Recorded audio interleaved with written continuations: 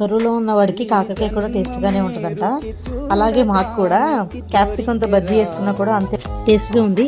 హస్బెండ్కి మిరపకాయ బజ్జీ తినాలనిపించిందంట. మిరపకాయలు లేవు కదా మన ఇంట్లో అంటే క్యాప్సికంతో చేయి చాలా బాగుంటాయి, మా అమ్మ చాలా బాగా చేసేది అన్నాడు.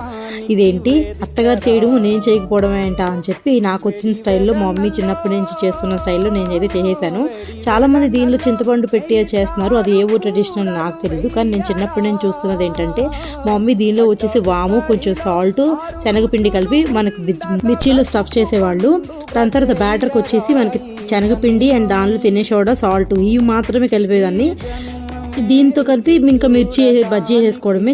నమ్మరండి చాలా టేస్ట్గా వచ్చింది. చాలా మందికి తెలిసే ఉంటుంది ఇట్లాగా క్యాప్సికంతో వేసుకుంటారని, నాకైతే తెలియదు. నేను తినడం ఫస్ట్ టైము. మా హస్బెండ్ అయితే అత్తగారు వేసినప్పుడు తిన్నారంట.